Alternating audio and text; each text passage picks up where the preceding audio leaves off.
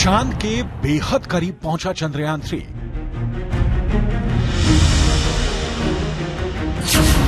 चंद्रयान-3 के लिए अगले कुछ घंटे बेहद अहम।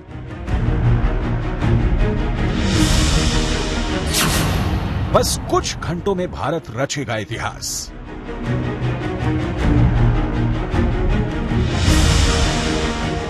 इसरो ने शुक्रवार को चंद्रयान-3 के लैंडर को चंद्रमा के बेहद करीब भेज दिया। 18 अगस्त को डी बूस्टिंग प्रक्रिया पूरी कर ली गई। डी बूस्टिंग का मतलब होता है स्पेसक्राफ्ट की गति को कम करना। अब चंद्रयान-3 की दूरी चंद्रमा से महज 113 किलोमीटर रह गई है।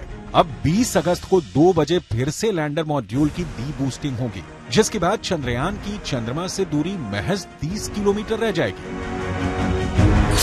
चंद्रयान में डी बूस्टिंग यानी चंद्रयान की गति को कम करने की प्रक्रिया लैंडर के 4 पैरों के पास लगे 800 न्यूटन ताकत पैदा करने वाले थ्रस्टर की बदौलत होगी। दो थ्रस्टर 2 चरण में काम करेंगे।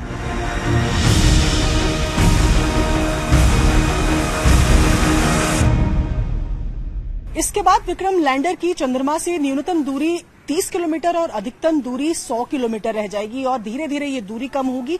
23 अगस्त को 5:47 पर सबसे कम दूरी में विक्रम लैंडर सॉफ्ट लैंडिंग की कोशिश करेगा। चंद्रमा से 30 किलोमीटर की दूरी रहने पर चंद्रयान-3 की लैंडिंग की प्रक्रिया शुरू होगी। लैंडिंग के दौरान लैंडर की रफ्तार 1680 मीटर प्रति सेकंड से 2 मीटर प्रति सेकंड पर लानी है। अभी अगर उसकी अनुमानित करें तो लगभग 10 किलोमीटर पर सेकंड की रफ्तार से है, जिसको सॉफ्ट लैंडिंग के दौरान रिड्यूस करके 1.68 किलोमीटर प्रति सेकंड की रफ्तार से कम कर दिया जाएगा और तभी एक सॉफ्ट लैंडिंग हो पाएगी। 22 दिन के सफर के बाद चंद्रयान 5 अगस्त को शाम करीब 7:15 पर चंद्रमा की कक्षा में पहुंचा था। तब उसकी स्पीड कम की गई थी ताकि चंद्रयान को चंद्रमा की ग्रेविटी में प्रवेश कराया जा सके। चंद्रयान ने जब पहली बार चंद्रमा की कक्षा में प्रवेश किया तो उसकी दूरी चांद से 164 किलोमीटर थी। तब चंद्रयान ने चांद की सतह की तस्वीरें भेजी थी। इसरो ने अपनी वेबसाइट पर इसका एक वीडियो भी शेयर किया था।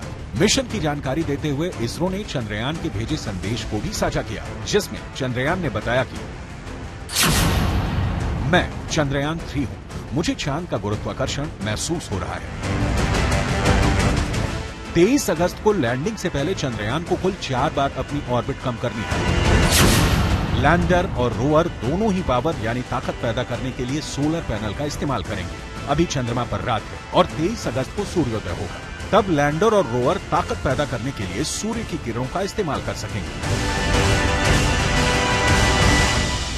जानकारों की माने तो जब विक्रम लैंडर लैंड करेगा उसके आखिरी के 20 से 30 मिनट काफी ज्यादा महत्वपूर्ण होने वाले हैं ताकि वो एक सफल लैंडिंग कर सके। दुनिया की निगाह पहले हमारी सफल उड़ान पर और अब सफल लैंडिंग पर टिकी हुई है। चंद्रयान-3 चांद पर धरती से आने वाले रेडिएशंस का अध्ययन करेगा। लैंडर और रोवर सतह पर पानी के साथ ही दूसरे खनिजों की खोज करेंगे। Minerals, materials and all the resources what the moon has got will be able to know better, and probably we may like to excavate some of the material and bring it to India.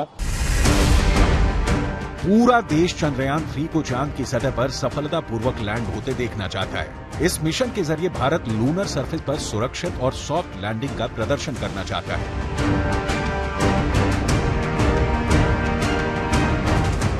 अगर चंद्रयान-3 चंद्रमा की सतह पर सफलतापूर्वक landing कर लेता है तो भारत ऐसा करने वाला चौथा देश बन जाएगा।